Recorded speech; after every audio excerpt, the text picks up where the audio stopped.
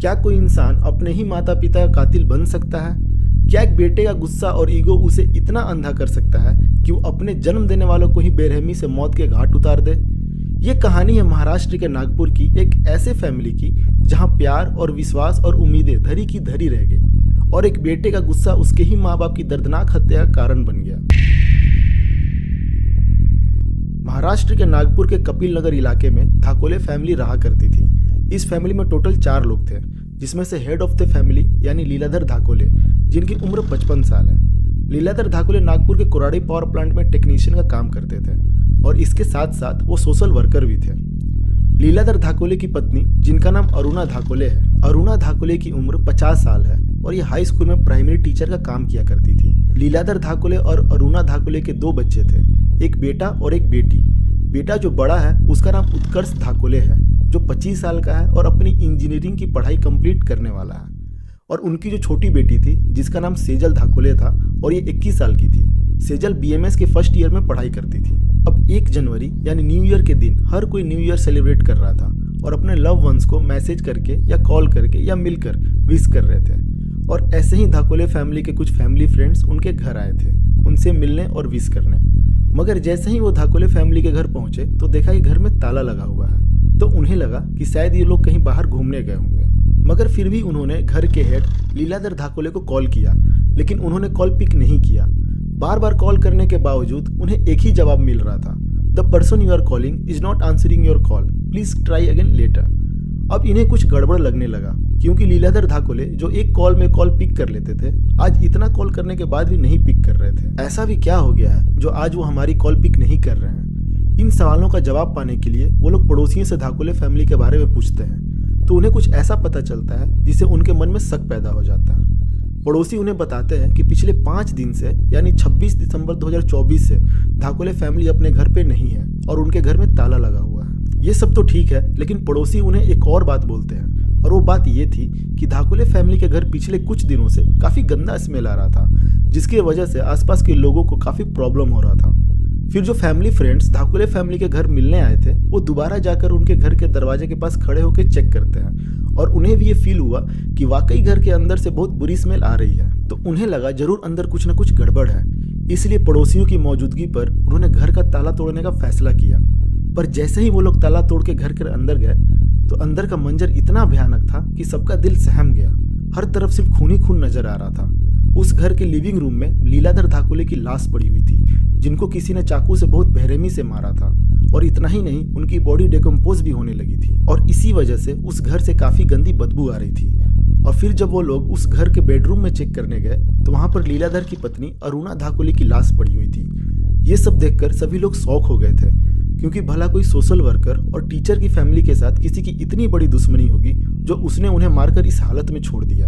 अब ये सब देखने के बाद पड़ोसी और धाकोले फैमिली से जो लोग मिलने आए थे, वो सभी तुरंत कपिल नगर के पुलिस स्टेशन में जाते हैं और इस बारे में पुलिस इंचार्ज कदम जी को बताते हैं। पुलिस अब इस केस की तुरंत इन्वेस्टिगेशन शुरू कर देती है।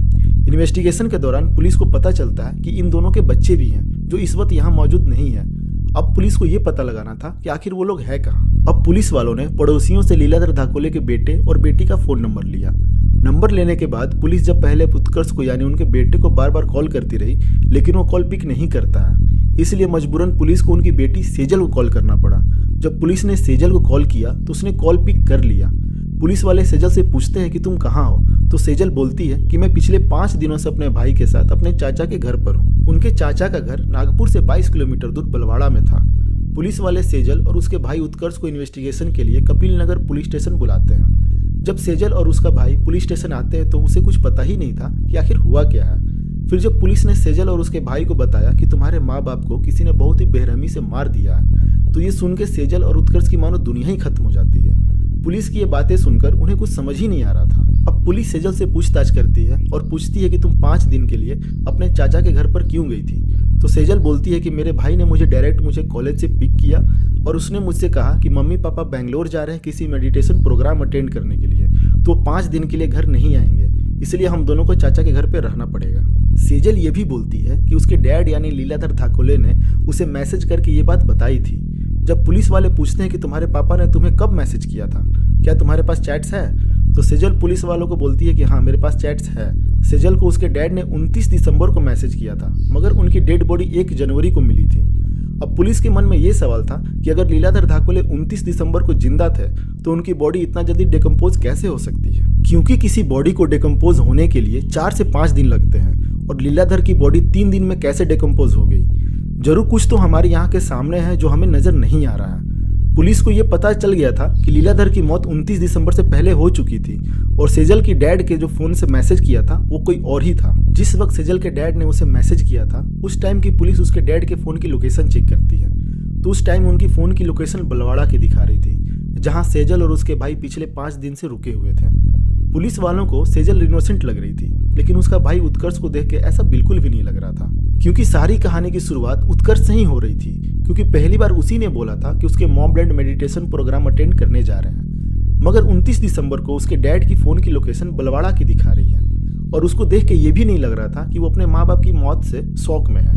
ऐसा लग रहा था कि उसे ये सब पहले से ही पता है। अब ये सब देखने के बाद पुलिस वालों को शक हुआ और वो लोग उत्कर्ष से पूछताछ करना शुरू कर देते हैं। पूछताछ के दौरान पुलिस वाले उससे बहुत नरमी से पेश आते हैं, क्योंकि उसने अपने माँ बाप को खोया था। यहाँ तक कि पुलिस को शक था कि जरूर उत्कर्ष कुछ ना कुछ छुपा रहा है, इसलिए पुलिस उसे बोलती है कि सारे एविडेंस तुम्हारे खिलाफ हैं, अब तुम्हारे पास कोई रास्ता नहीं है बचने का। जब ये बोल के पुलिस उत्कर्ष से पूछती है तो उत्कर्ष बार बार झूठी कहानी बताने लगता था, लेकिन जब पुलिस ने थोड़ा डरा धमका के पूछा तो उत्कर्ष ने सारा सच बता दिया कि कैसे उसने अपने मॉम डैड को बेरहमी से मारा था।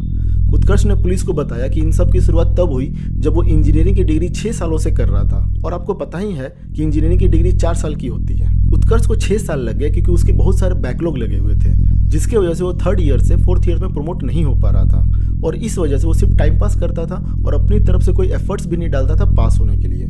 उत्कर्ष के पास कोई करियर प्लान भी नहीं था, इसलिए उसके माँ बाप ने उसे कहा कि तुम इंजीनियरिंग छोड़ के कोई सिंपल सा कोर्स कर लो, वैसे भी तुमसे इंजीनियरिंग नहीं होगा, तुम अपने लाइफ में आगे बढ़ने की कोशिश करो, या फिर अगर कुछ नहीं करना है तो हमारा खेत है वहाँ जाके खेती करके सेटल हो जाओ। ये बात उत्कर्ष के माता पिता उसे हमेशा कहा करते थे, जिसकी वजह से अब ये सब बातें उसे चुभने लगी थी। और वहीं दूसरी तरफ उत्कर्ष की छोटी बहन सेजल काफ़ी पढ़ने में बहुत तेज थी, उसके साथ साथ वो काफ़ी रिस्पॉन्सिबल भी थी, जिस वजह से उनके घर वाले सेजल को ज़्यादा टेंशन देते थे और उत्कर्ष को काफ़ी ज़्यादा क्रिटिसाइज करते थे। उत्कर्ष के पेरेंट्स बस ये चाहते थे कि वो अपने लाइफ में कुछ अच्छा काम करे और अपनी जिम्मेदारी लेना सीख ले, लेकिन उसे कुछ अलग ही लगता था। उसे लगता था कि उसके माता पिता उसे नफरत करते हैं और उसे नालायक समझते हैं। इस बात का गुस्सा उत्कर्ष के अंदर हमेशा से था और उसको लगता था कि उसके पेरेंट्स ही सारे फसाद की जड़ है, अगर वही ना रहे तो उसको बोलने वाला कोई नहीं रहेगा। इसलिए 26 दिसंबर 2024 के दिन उत्कर्ष की माँ अपने घर पर टीवी देखते हुए स्टूडेंट की आंसर शीट चेक कर रही थी। उसी टाइम लगभग दोपहर 1 बजे उत्कर्ष अपनी माँ के पास जाता है बातचीत करने के बहाने। जैसे ही वो अपनी माँ के पास जाता है तो धीरे धीरे वो टीवी का वॉल्यूम बढ़ा देता है और अचानक से अपनी माँ का गला इस तरह से दबाता है कि कुछ मिनट में ही उसकी सांसें बंद हो जाती हैं और वो मर जाती है। अब अपनी माँ को मारने के बाद वो अपने डैड का इंतजार कर रहा था, क्योंकि उसके डैड किसी काम से बाहर गए हुए थे।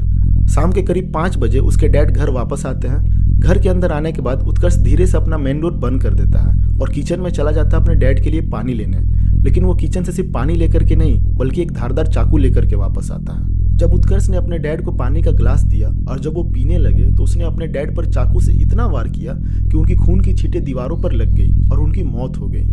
अपने मॉम डैड को मारने के बाद उत्कर्ष उनका फोन लेता है और घर में ताला लगाकर अपने पापा की कार लेकर अपनी बहन को कॉलेज पिक करने जाता है और उसे कहता है कि मॉम डैड बेंगलोर गए हैं किसी प्रोग्राम को अटेंड करने, इसलिए हमें चाचा के यहाँ रहना पड़ेगा।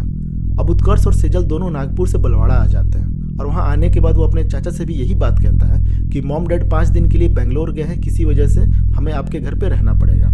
उत्कर्ष हर रोज अपनी डैड की कार से अपनी बहन को कॉलेज ड्रॉप किया करता था और कॉलेज खत्म होने के बाद उसे लेने भी जाता था और सीधे अपने चाचा के घर ले जाता था, ताकि वो गलती से भी अपने घर ना जाए और किसी को सच के बारे में पता ना चले। सेजल अपने भाई से बार बार पूछती थी मॉम डैड कब आएंगे, ना वो लोग मैसेज कर रहे हैं ना कोई कॉल कर रहे हैं, सब कुछ ठीक है ना। यहाँ पे उत्कर्ष को डर लगने लगा कि उसकी बहन को ये सब पता ना चल जाए, इसलिए उत्कर्ष ने अपने डैड के फोन से 29 दिसंबर को सेजल को मैसेज किया कि मेडिटेशन प्रोग्राम 5 जनवरी तक चलेगा और उनके पास ज़्यादा देर तक फ़ोन नहीं रहेगा, इसी वजह से हम लोग कॉल या मैसेज नहीं कर पाएंगे।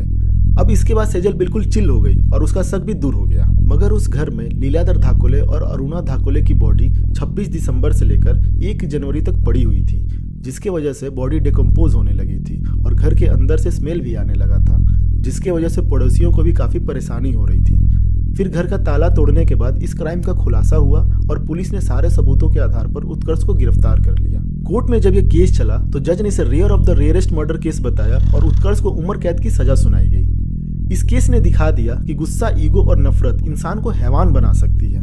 इस कहानी से हमें एक बड़ा सबक लेना चाहिए कि गुस्से में कभी भी ऐसा कदम ना उठाएं जो आपकी पूरी जिंदगी बर्बाद कर दे।